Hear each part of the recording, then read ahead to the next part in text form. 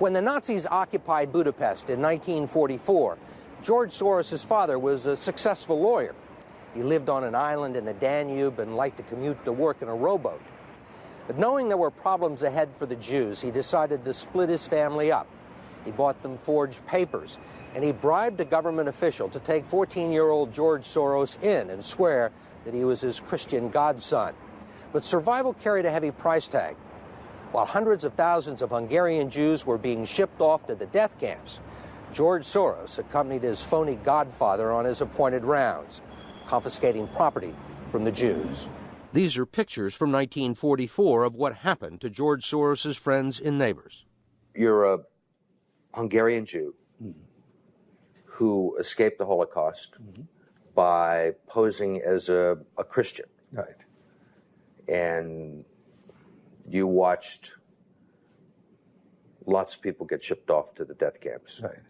I was 14 years old. And I would say that that's when my character was made. In what way? That one should think ahead, one should understand and anticipate events, and one is threatened. It was a tremendous threat of evil. I mean, it was a very personal experience of evil. My understanding is that you went out with this protector of yours who swore that you were his adopted godson. Yes, yes. Went out, in fact, and helped in the confiscation of property from the Jews. That's right. Yes. I mean, that sounds like an experience that would send lots of people to the psychiatric couch for many, many years. Was it difficult? Not at all. Not at all. Maybe as a child you don't see the connection, but it created no problem at all. No feeling of guilt. No. For example, that I'm Jewish, and here I am watching these people go. I could just as easily be there. I should be there. None of that. Well, of course, I could be on the other side, or I could be the one from whom the thing is being taken away. But there was no sense that I shouldn't be there, because that was, well, actually, funny way, it's just like in markets, that if I weren't there, of course I wasn't doing it, but somebody else would be taking it away anyhow. In other words, whether I was there or not, I was only a spectator, the property was being taken away. So I had no role in taking away that property. So I had no sense of guilt. Are you religious? No. Do you believe in God? No. Soros told us he believes God was created by man, not the other way around, which may be why he thinks he can smooth out the world's imperfection. Like Carnegie, J.P. Morgan, and the Rockefellers, he amassed billions through ruthless business decisions. He can move world financial markets simply by voicing an opinion, or destabilize a government by buying and selling its currency. But now George Soros is worried. He thinks the global economy is coming apart at the seams, and that the world needs to be protected from people like George Soros. We may now think that everything is fine, but the fact is that the system is broke and it needs fixing. What you're doing is asking some form of regulation to protect the world against you. Well, I am a player, and I think all players should be regulated. There have to be rules of the game. Right now, his Quantum Group hedge fund moves $14 billion of rich investors' money around the world every day, looking for profits and answering to no one. Soros makes huge bets on whole countries and economies. Last year, when he saw cracks in the Asia boom, he began selling the currency in Thailand. Traders in Hong Kong followed suit, triggering a financial crisis that plunged much of Asia into a depression. In the last 2 years, you've been blamed for financial collapse of Thailand, Malaysia, Indonesia, Japan, and Russia. Yeah, all of the above. All of the above. Yeah. Soros says the Asian currencies would have collapsed even if he hadn't been in the market. They were overvalued. He says people tend to follow his lead because he's been so successful. I think that I've been blamed for everything. I am basically there to make money. I cannot and do not look at the social consequences of what I do. Soros wrote a letter to the Financial Times of London saying he thought the Russian currency should be devalued by as much as 25%. A few words from Soros were enough to cause panic selling that fueled the crash. What's it like to have a statement that you make have such serious, grievous consequences? I mean, you can, it looks to me like in a number of situations you can take a position against a currency or make a statement, and the whole country falls apart. Well, it's a tremendous sense of responsibility, actually. And it's also a humbling experience because I am actually trying to do the right thing, and sometimes what I do has an unintended negative consequence. Last month, he brought the First Lady with him for a look at some of the projects his foundation is funding. This is Mr. George Soros, and he's going to be helping the hospital. At the center of George Soros, there's an inherent contradiction. Which is, on one hand, you're the capitalist who does not care about the social consequences of his act, and on the other hand, you are a philanthropist who cares only about social consequences. Which George Soros am I talking to now? The amoral George Soros or the moral George Soros? It's one person. It's one person who at one time engages in amoral activities and at the rest of the time tries to be moral. Whether I or somebody else does whatever is happening in the markets, it really doesn't make any difference to the outcome. I don't feel guilty because I'm engaged in an amoral activity which is not meant to have anything to do with guilt. Part of the reason he is so rich is that the Soros hedge funds operate offshore in the Netherlands Antilles to avoid scrutiny by the Securities and Exchange Commission. So even while Soros tells Congress and the Treasury that hedge funds must be regulated to stop the global crisis, he's avoiding the rules. Why is it that Americans can't invest in the quantum fund? It's an offshore fund. Why is that? Because the fund is not registered with the Securities and Exchange Commission.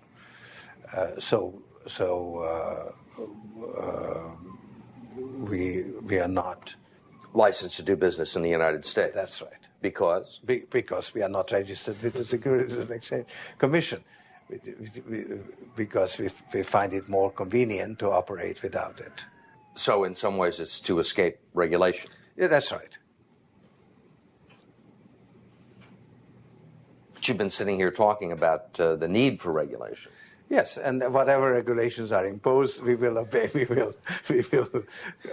What happens is Ukraine is up against not only Putin's Russia, but also what I call the old Ukraine. There is a new Ukraine that wants to be the opposite of the old Ukraine, but the old Ukraine is still there. Mr. Soros, there are two scenarios. Yeah. The West becomes tougher, unites politically, or the West continues as it is. Yeah. What happens if the West continues as it is? How bad is it going to get? Well, there are two possibilities. One is that Ukraine actually collapses. This is Putin's sort of optimum goal, to have a financial collapse, political infighting, and he can then step back and say, I didn't cause it, I'm a good boy. A Hungarian with an American passport that is devaluing currencies all across the world. His progressive ideology is being forced on the American people.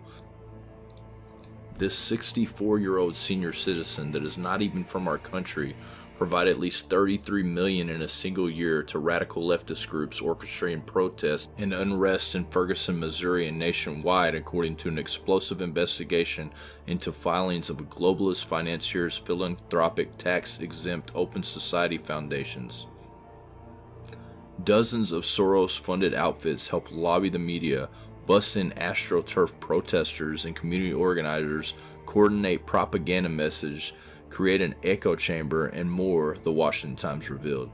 And he's busing in protesters, organizers, and we all know what happened in Ferguson. It was a violent mess, complete chaos. He's a race baiter, and he's trying to cause civil unrest in our country.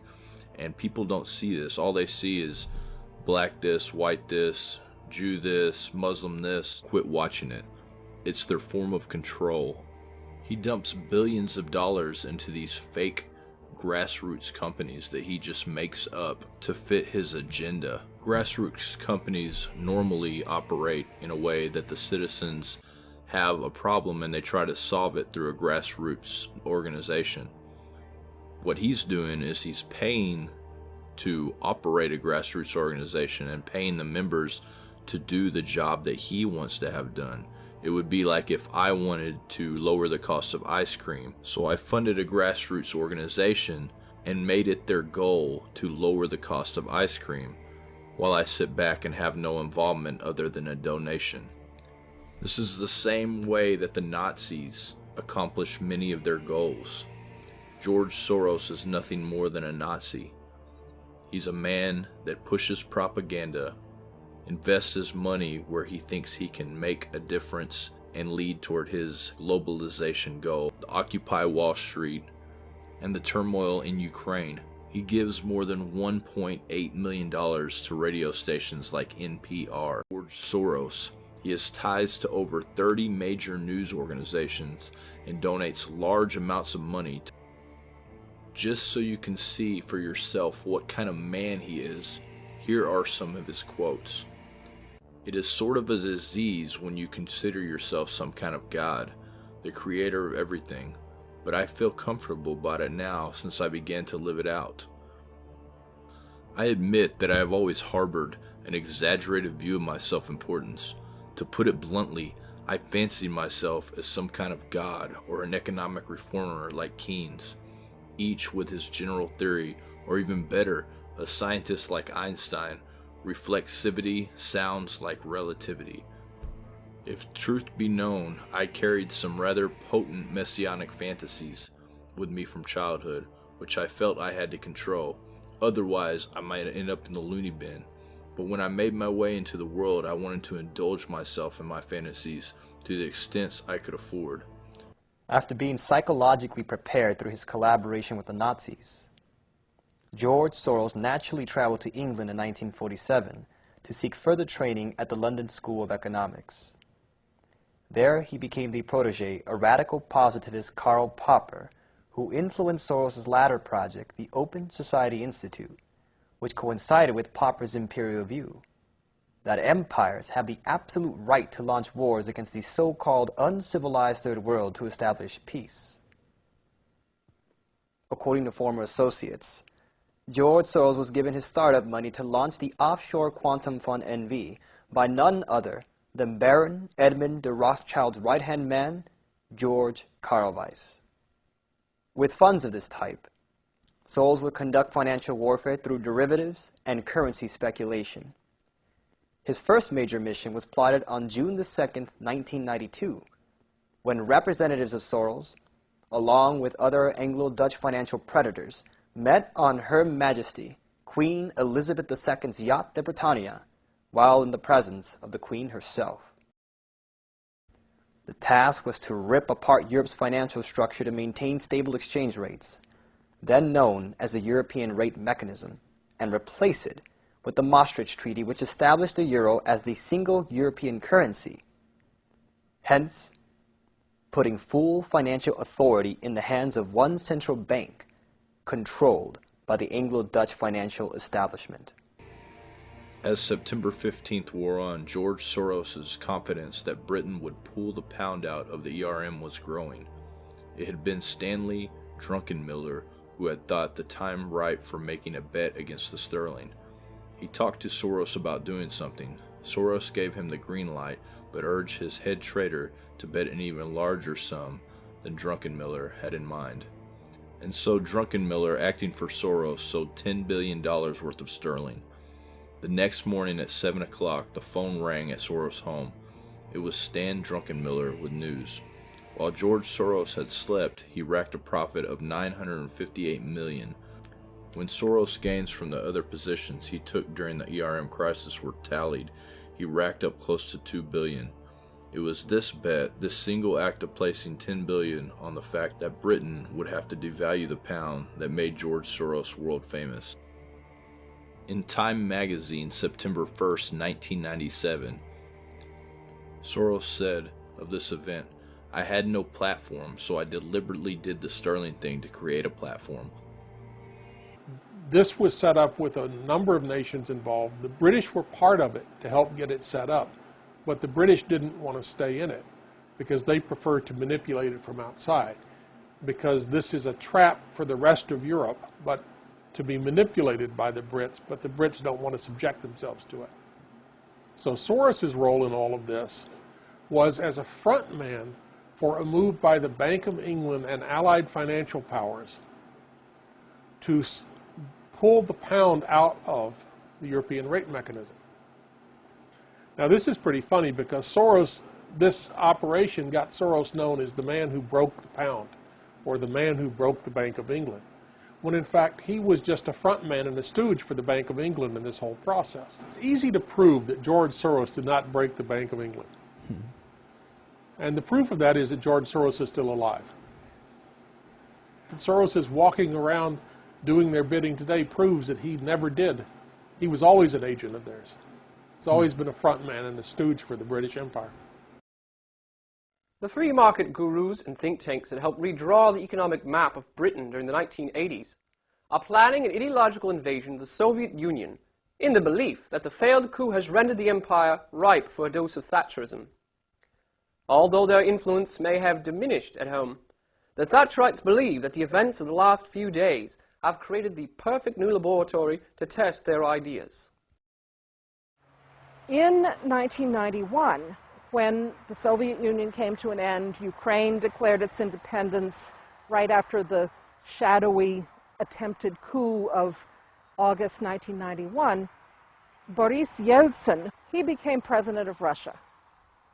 And through various political maneuvers, unfortunately, the backers of the authors of the Shatalin Plan, the 500 Days Plan, the most radical schemes of deregulation, privatization, whooshed into the government of Russia in December 1991 as a group, and in January 1992 set out to implement the radical deregulation ideas. Soros sent a lot of emails to the Ukrainian leadership after the Maidan revolution happened, urging them to do certain steps. First of all, in one of the letters, he said that Ukraine should be provided with lethal military assistance from the United States in order to achieve its goals, something, of course, being very heavily discussed in the United States over the past several months, and whether the President of the United States would actually take such a risky step. He also said that Ukrainian personnel should be trained outside of Ukraine on NATO bases in Romania, so that there would be no suspicion of NATO boots on the Ukrainian soil. In a separate letter to the Ukrainian leadership, Mr. Soros also instructed them as to what steps they should do in the economy. One of those said, and I quote, "restore some semblance of currency stability and a functioning banking system," end of quote. That is despite Soros himself admitting the dire state of the Ukrainian banking system and economy in general. Well, those may sound like just recommendations if they were not coming from a man who openly admitted to backing several revolutions and changes of regimes in countries where his interests lay.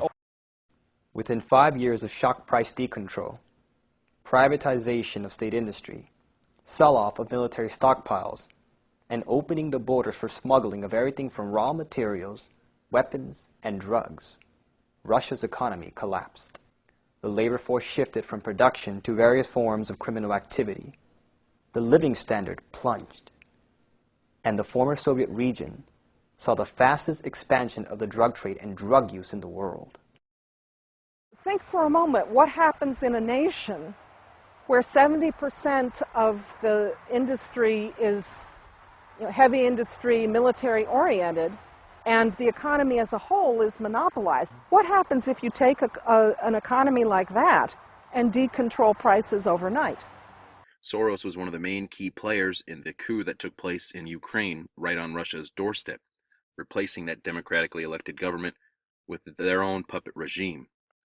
George Soros is also one of the main investors in Obama's new clean energy research plan, Obama is currently in Paris, France at COP21, the UN Climate Change Summit right now. So if you look at the players involved with what's going on with this UN Climate Summit, part of their 2030 agenda, you have the likes of George Soros, Bill Gates, and many others who have a long history of not having the people's best interests in mind. This climate summit, they look to gain wealth and power and authority by taking something that naturally occurs in our environment and transforming it and promoting it as a crisis that will affect everyone on the planet. And they'll sell the population a solution in exchange for higher taxes and increased authority over every aspect of our lives. Now we have a global capitalist system. The power of the states is greatly reduced, which incidentally I applaud. But nevertheless, there isn't an international political process to keep pace with the internationalization of our economy. Left alone, states do not maintain peace. We need an international organization aimed at keeping peace. In the 19th century, we had a global capitalist system, and it was Great Britain representing the imperial power that maintained stability. Currently, we have no system of peace.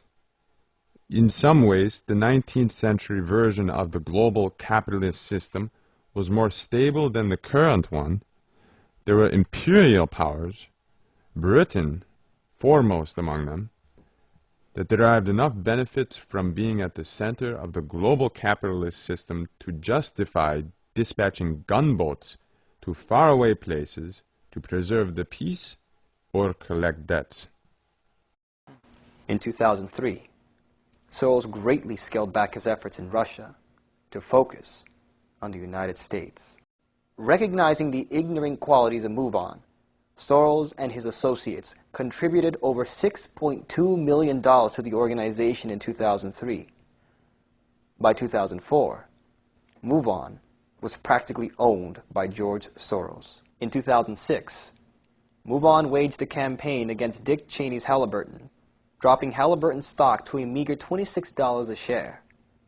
While MoveOn railed, Soros gradually bought almost 2 million shares of the deflated stock, eventually comprising over 2% of his total portfolio and establishing Halliburton as Soros' biggest investment that year. Almost suddenly, MoveOn's crusade against Cheney's war fell silent. Halliburton's stock value gradually increased, and Soros made another killing, almost $40 million in profit off of the very grouping he pretended to despise. What kind of a financial deal should Obama be seeking to strike when he travels to China next month? No, I think this would be the time, because you really need to bring China into the creation of a new world order. Is there going to be sort of a tipping point, a moment at which the dollar is fatally weakened, or does it just sort of carry on? An orderly decline of the dollar is actually desirable. A decline in the value of the dollar is necessary in order to compensate for the fact that the U.S. economy will remain rather weak, will be a drag on the global economy. China will emerge as the motor replacing the U.S. consumer. And of course it's a smaller motor because the Chinese economy is much smaller. So the world economy will have less of a motor. So it will move forward slower than it has in the last 25 years. But China will be the engine driving it forward, and the U.S. will be actually a drag that's being pulled along through a gradual decline in the value of the dollar. So there would be a slow decline in the value of the dollar. And this man who was in support of Obama has also been in support of Hillary Clinton. He has donated millions to back her in this whole quest to try to get his people into power. And as you can see here, he has dropped another $15 million just to try to stop Trump and to mobilize Latinos. Now, that's two avenues right there that he's working down. Another, and this goes on and on when it comes to Soros. Another is this MoveOn.org, which he supports and funds. This MoveOn.org took credit for the chaos that happened in Chicago. They show by their comments that everyone that came out, they thank them for coming out and doing what they did to try to stop Donald Trump. And it was all put into motion by this MoveOn.org that Soros backs. George Soros has a big interest in Clinton. When the man spent $25 million, and this is just what we know of. You just had the experience of speaking to the puppet master and the extreme left-wing manipulator, and you and the audience can make their own decisions.